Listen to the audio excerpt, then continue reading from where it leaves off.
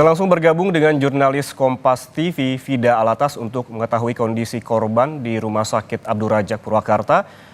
Vida, selamat siang. Berapa korban yang masih dirawat saat ini dan bagaimana penanganannya?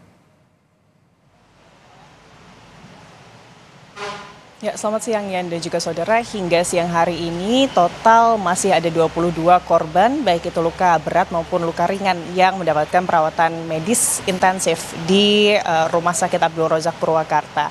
Dan dari ke-22 korban luka tersebut, 7 diantaranya ini merupakan korban luka berat, di mana 5 dari ke-7 korban luka berat rencananya hari ini akan menjalani operasi. Sementara 2 lainnya, Yan dan juga saudara, ini akan dilakukan observasi terlebih dahulu terkait kondisinya, nanti baru diputuskan apakah kemudian 2 di antara 7 korban luka berat tersebut ini perlu juga untuk dilakukan operasi.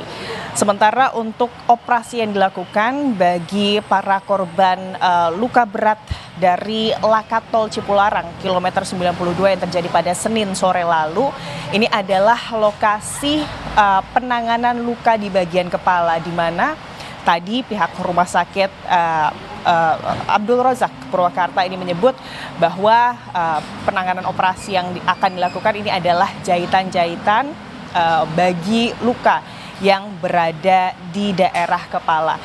Sementara selain luka di bagian kepala, Yan dan juga saudara, korban luka berat akibat dari kecelakaan beruntun yang terjadi di kilometer 92 tol Cipularang yang dilarikan di Rumah Sakit Abdul Razak Purwakarta, ini juga adalah luka trauma di bagian leher serta patah tulang.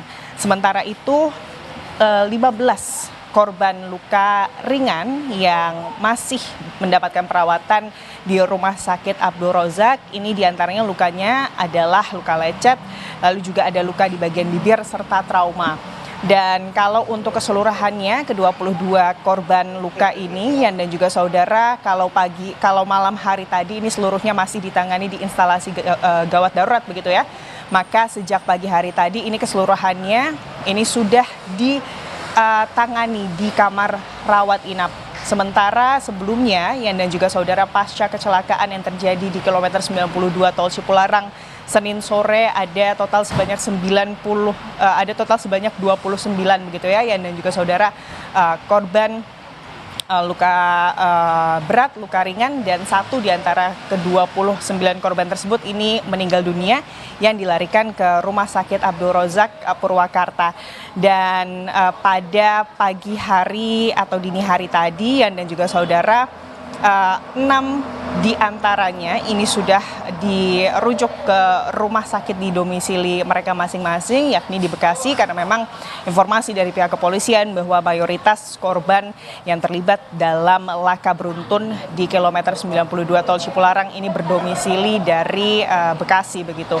Dan sementara untuk 1 korban meninggal dunia ini juga sudah dipulangkan untuk kemudian selanjutnya disemayamkan oleh keluarganya.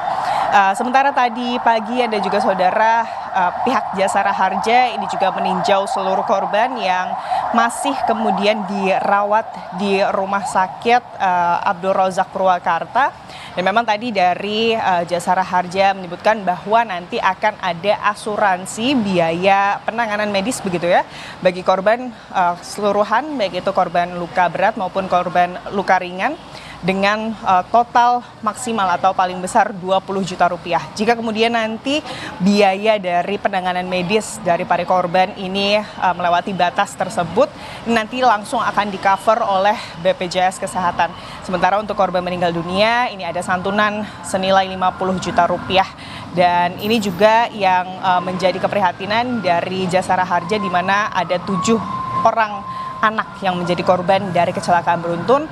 Untuk itu tadi pesannya, Yan dan juga saudara, adalah kemudian menghimbau masyarakat untuk lebih aman lagi dalam berkendara. Demikian, Yan.